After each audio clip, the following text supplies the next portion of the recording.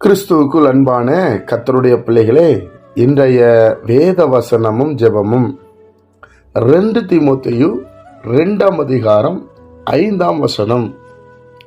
மேலும் ஒருவன் மல்யுத்தம் பண்ணினாலும் சட்டத்தின்படி பண்ணாவிட்டால் முடி சூட்டப்படான். என் அன்புக்குரியவர்களே, அப்போஸ்தலனாகிய பவுல் தீமோத்தேயுக்கு ஒரு ஆலோசனை கொடுக்கிறார். எதையுமே ஒழுங்கு கிரமமாய் செய்ய வேண்டும். ஊழியம் கூட ஏதோ நாம் ஓடுகிறோம் என்று ஓடக்கூடாது. அதுக்கு ஒரு சட்டம் இருக்கிறது. சட்டம் தேவன் வகுத்து வைத்திருக்கிறார். உலகத்திலே வாழ்வதற்கு ஒரு சட்டம் இருக்கிறது.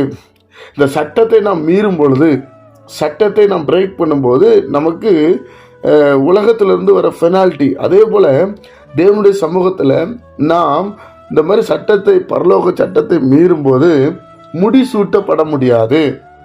ஜெயித்தோம் என்கிற ஒரு மேலான அந்த ஆசீர்வாதம் நமக்கு இருக்காது. அதைத்தான் நீங்க பரிசுத்த ஆவியானவர் நமக்கு சொல்ல விரும்புகிறார். என் அன்புக்குரியவர்களே, ஒவ்வொருவருக்கும் தேவன் ஒவ்வொரு வாழ்க்கை முறை வைத்திருக்கிறார். தேவன் ஒவ்வொருவருக்கும் ஒவ்வொரு விதத்திலே நடத்த உண்மையுள்ளவராக இருக்கிறார். அப்போ நம்ம எல்லாம் ஒரு சட்டத்தின்படியே நம்ம போக வேண்டும். எப்படி வேணாலும் வாழுகிறோம் என்று வாழ முடியாது. கிறிஸ்தவர்கள், கர்த்தரை அறிந்த பிள்ளைகள், அதுக்கு ஒரு குவாலிஃபிகேஷன் இருக்கிறது. கர்த்தருடைய பிள்ளைகள் என்றால் அவர்களுக்கு தனித்தன்மை இருக்கிறது என்று வேதம் சொல்லுகிறது. இவர்கள் ஆண்டவராகிய இயேசு கிறிஸ்துவுடைய வழியிலே நடக்கிறவர்கள் அப்படி சொல்லி உலக மக்கள் சொல்லுவாங்க. அப்போ நம்ம என்ன செய்யணும் என்று சொன்னால், நம்ம எது பண்ணாலும் முடிசூட்டப்படக்கூடிய மாதிரி நம்முடைய வாழ்க்கை முறை இருக்க வேண்டும்.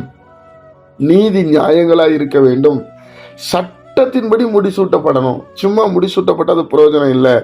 தேவன் நம்மளை பார்த்து சொல்ல வேண்டும். என்ன சொல்ல வேண்டும்? உண்மையும் உத்தமமாய் நீ பூமியில் இருக்கும்போது இருந்தாய், அநேகருக்கு பிரயோஜனமாய் இருந்தாய் என்று ஆண்டவர் நம்மை குறித்து சாட்சி சொல்ல வேண்டும்.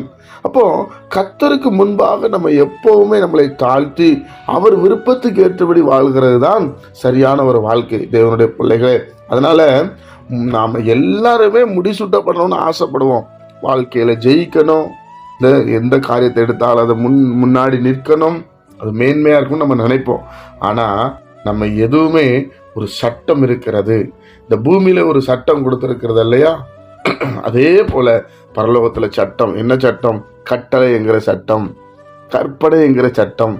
இந்த சட்டத்தின்படி நம்ம வாழ்ந்தா நம்ம முடிசூட்டப்படுவோம், பரலோகம் மகிழ்ச்சியாகும். ஜெபிப்போமா? பரிசுத்த பிதாவே, உம்முடைய குமாரன் இயேசு கிறிஸ்துவின் நாமத்தில் நாங்கள் வருகிறோம்ப்பா.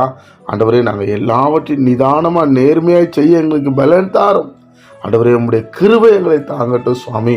இதனால் எங்களுக்கு ஆசீர்வதித்து தாரும். நீரே எங்கள் மத்தியில் பிரசன்னராக இருந்து நன்மையினால் நிரப்பும்படி நாங்கள் ஜெபிக்கிறோம். எங்களை தாழ்த்தி விடுகிறதுல ஒப்பு கொடுக்கிறோம். இயேசுவின் மூலம் பிதாவே, ஆமென்.